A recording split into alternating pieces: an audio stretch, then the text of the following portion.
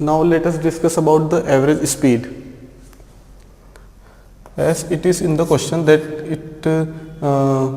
I am writing average speed, it doesn't mean that it is the average of the speed. The first thing you have to wipe out from your mind is that average speed is not the average value of different speeds.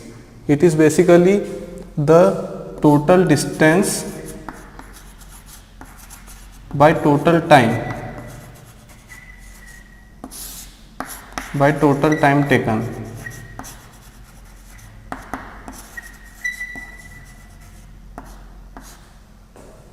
It is simply total distance travelled divided by total time taken. Average speed take the same unit as of the speed, that is kilometer per hour or meter per second. If we want to calculate the average speed by formula, then we can write T1, D2 and so on upon total time, that is T1, T2 up to Tn, up to Dn. Here it is the total distance travelled divided by the total time taken to completely travel that distance. Let us take an example. Let us take an example on average speed. This is the question. This is the car and this is the initial position, and the person wants to go from A to C and via B, and from B it reduces its speed by 36. First the speed is 72, then its speed is 36, means it reduces its speed by 50%. So we want to calculate the average speed. So how we can calculate the average speed? Here is the formula, that is the total distance travelled, that is we add up or sum up the total distance, that is from A to B and from B to C, and the total time taken from going from A to C. So we first we have to convert this kilometer per hour into meter per second, because here the length or the distance is in meters. So in order to calculate the answer, we convert it into meter per second by the conversion formula. So how we can convert this 72 kilometer per hour multiply by 5 by 18. Here it is 20 meter per second.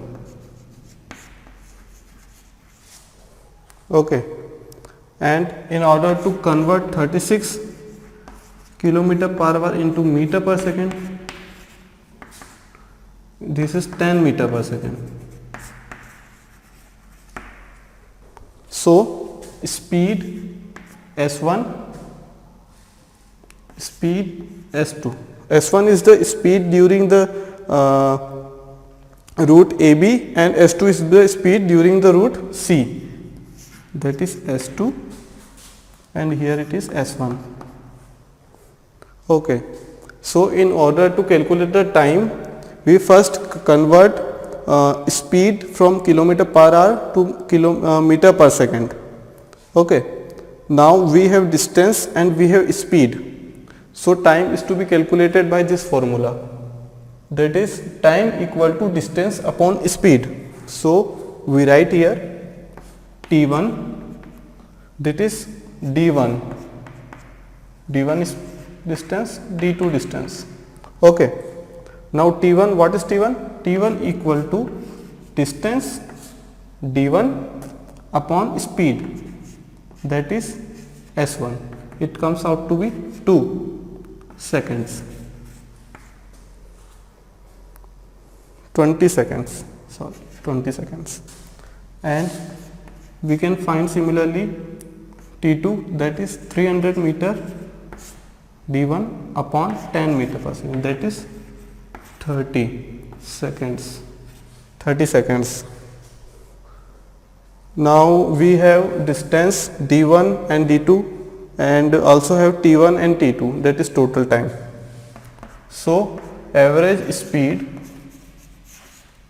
this is average speed is equal to total time, total distance upon total time.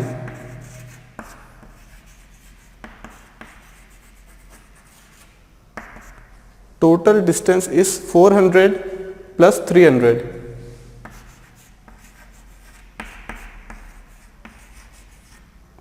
And total, sorry, this is total time.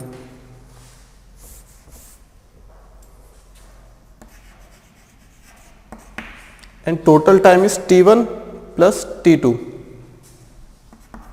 D1 plus D2 upon T1 plus T2. What is T1? T1 is equal to 20 seconds. And what is T2? It is 30 seconds. So this is 700 by 50. This is 14 meter per second is the average speed. Here the question is in meter per second, or the examiner is asking about the average speed in meter per second. If examiner is interested in speed in kilometer per hour, then what we can do? We can simply multiply 14 by 18 by 5. It is converted into kilometer per hour. That is 2.8 into 1 into 18. 2.8 into 18.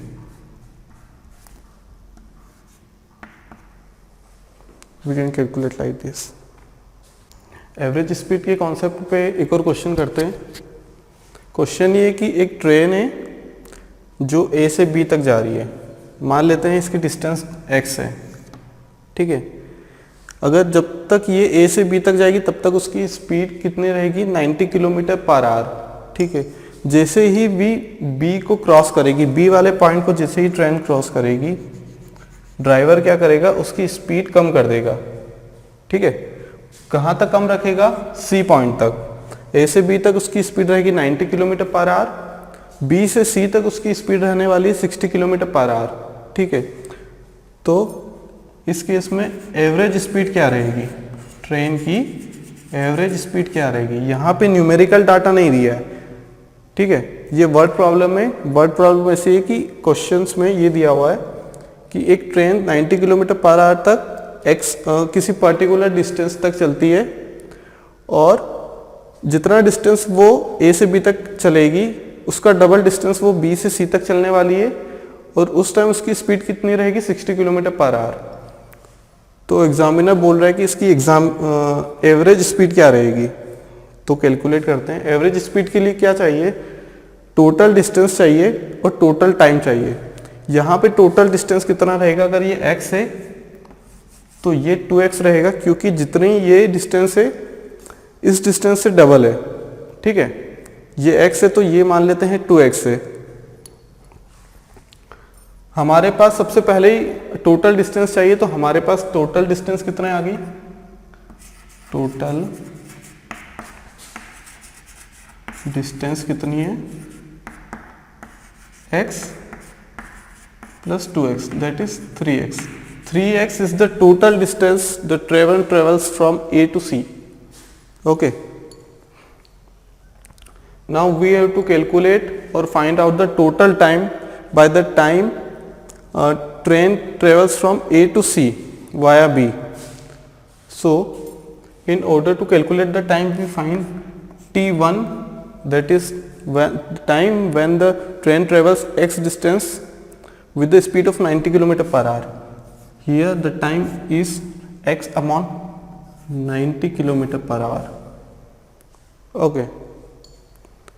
And T2 is 2x total distance upon total time equal to distance upon speed. Okay. Now the examiner is asking for speed in kilometer per hour. So simply we put in the formula, that is average speed equal to total distance upon total time taken by the train to reach the destination. Here the total distance is 3x as calculated earlier, and the total time is x upon 90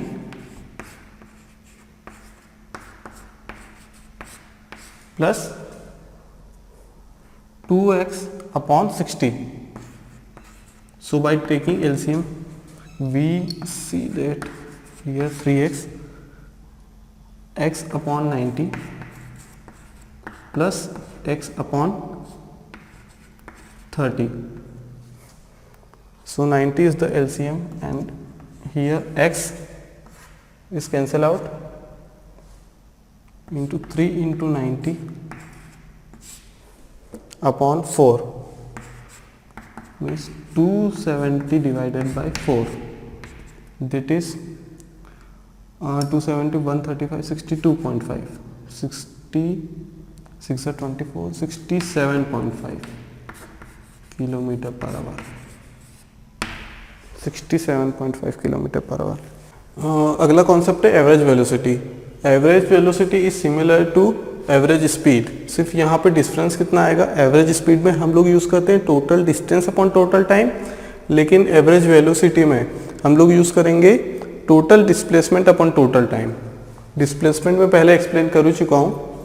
कहने का मतलब ये है कि अगर हम formula देखेंगे तो टोटल डिस्प्लेसमेंट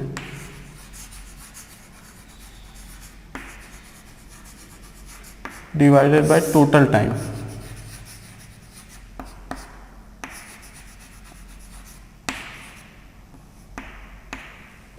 मान लेते हैं सपोज कि कोई इंसान यहाँ पे खड़ा है, ठीक है, वो बी तक गया,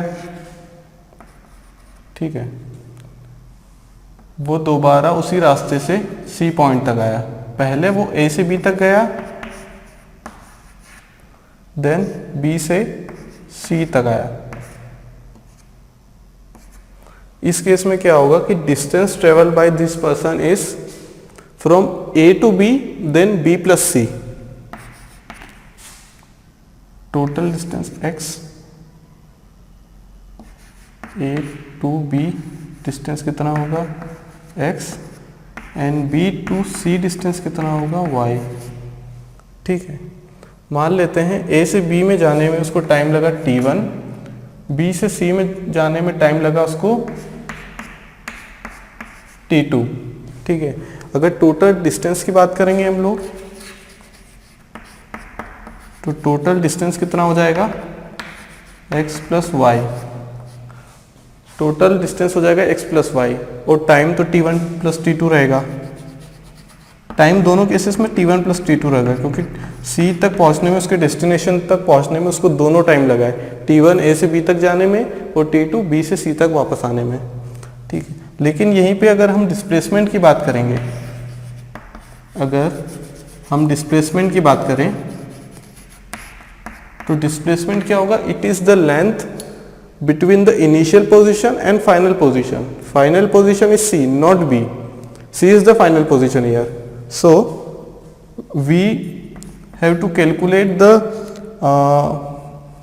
only this distance between a and c, so we can subtract y from x, we can subtract y from x, this is x and we subtract y, so here is our final required length, that is displacement, this is x minus y, and total time is same, that is t1 plus t2. It is somewhat similar to this average speed, so in this case the average velocity is displacement, total displacement upon total time taken to reach the destination from final initial point. Okay, average velocity के ऊपर एक question करते हैं, देखते हैं। ये एक truck है, ये मान लेते हैं एक ढाबा है, ठीक है, ये यहाँ से निकलता है ये निकलता है गाना गाते हुए, मैं निकला गड्डी लेके। अब गाना गाने में ये क्या करता है, टोल टैक्स के यहाँ पहुँच जाता है, ठीक है, टोल टैक्स के यहाँ पहुँच जाता है। लेकिन ये क्या करता है, इसके पास पैसे नहीं होते हैं, ठीक है, या इसके पास फास्टैग नहीं होता है। तो ये क्या करता है कि यहाँ से 800 मीटर दूर टोल टैक्स पे चला जाता है, लेकिन इसके पास फास्टैग नहीं होता है। तो ये टोल टैक्स वाला क्या करता है, इसको बोलता है कि तुम भाई 400 मीटर पहले जाओ, वहाँ पे डाइवर्जन है, तुम कैश वाली लाइन में लगो, ठीक है। अब ड्राइवर क्या करता है, पहुँच जाता है यहाँ पे। इसने क्या किया, 800 मीटर चल लिया अपने ढाबे से टोल टैक्स तक, और कितने टाइम में, 5 मिनट में गाना गाते हुए पहुँच गया भाई, 5 मिनट में। उसके बाद जब टोल टैक्स वाले ने इसको भगाया, तो ये क्या करता है, सी पॉइंट पे डाइवर्जन है, तो ये क्या करता है, अपनी गाड़ी रिवर्स लेता है, रिवर्स गियर्स लगाता है, और T2 टाइम में यहाँ तक पहुँच जाता है 3 मिनट में, ठीक है। अब लाइन लंबी है, अब ये सोचता है कि क्या किया जाए, क्या किया जाए। तो अब ये भाई ने मेरी क्लास की हुई थी, तो इसने क्या किया कि चलो यार अब कुछ नहीं तो एवरेज वेलोसिटी कैलकुलेट कर लेते हैं। अब ये भाई क्या करेगा, फॉर्मूला इसे पता है कि टोटल डिस्प्लेसमेंट, इसने अपने ऑडोमीटर में देखा कि यार पहले मैं टोल टैक्स तक आया ढाबे से 800 मीटर में, ठीक है, 800 मीटर चल लिया मैं, ठीक है। उसके बाद मैं चला हूँ 400 मीटर रिवर्स गियर में, मतलब मेरा डिस्प्लेसमेंट कितना हो गया टोटल, ढाबे से लेके सी पॉइंट तक मेरा डिस्प्लेसमेंट कितना हो चुका है। तो 800 में से हम लोग 400 माइनस कर देंगे, ये वाले डिस्टेंस से 800, ये वाले डिस्टेंस से 400, तो हमारा डिस्प्लेसमेंट क्या रहेगा, ए से सी तक, ठीक है। यहाँ पे क्या रहेगा 800, जो कि ए से बी के बीच में डिस्टेंस है। मतलब अगर हम एवरेज वेलोसिटी निकालेंगे तो यहाँ पे क्या आएगा, ए बी, ठीक है, प्लस बी सी आएगा। प्लस मतलब दोनों का एवरेज ले रहे हैं हम लोग, ठीक है, लेकिन डायरेक्शन क्या है, रिवर्स डायरेक्शन है, हम लोग उल्टा चल रहे हैं। अगर उसके आगे होता तो हम लोग ऐड कर लेते, लेकिन हम रिवर्स चल रहे हैं इसलिए डायरेक्शन नेगेटिव हो जाएगी। तो ये वाला डायरेक्शन कितना हो जाएगा, ये इसलिए नेगेटिव आ जाता है, डायरेक्शन अपोजिट हो गई तो साइन नेगेटिव हो गया, प्लस का माइनस, ये माइनस का प्लस हो जाता है, ठीक है।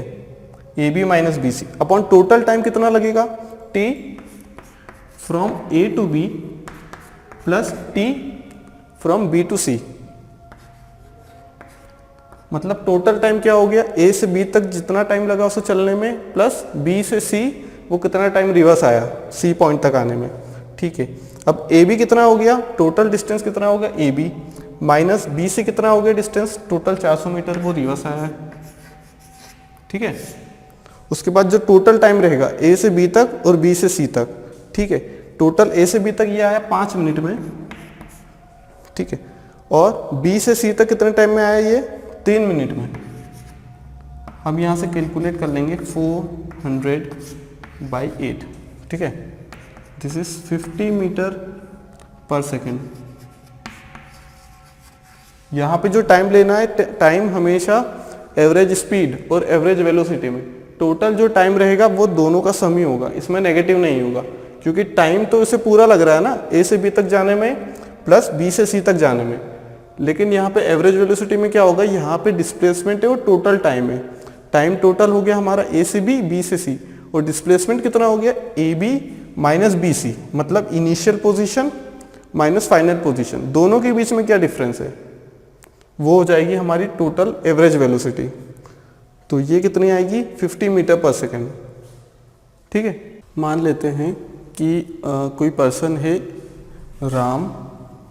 राम को अपनी इनिशियल पोजीशन ए से बी पर जाना है, लेकिन उससे पहले अपने फ्रेंड के यहाँ से फाइल लेनी है जो कि सी पर रहता है, सी पोजीशन पे।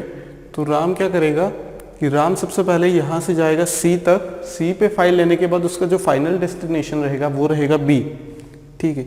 मान लेते हैं ए से सी के बीच में डिस्टेंस है, ए से सी के बीच में डिस्टेंस है x, एंड सी से बी के बीच में डिस्टेंस जो रहेगी वो मान लेते हैं y, ठीक है।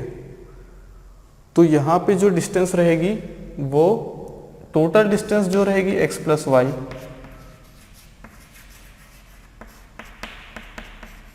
एक्स प्लस वाई, लेकिन जो टोटल डिस्प्लेसमेंट रहेगा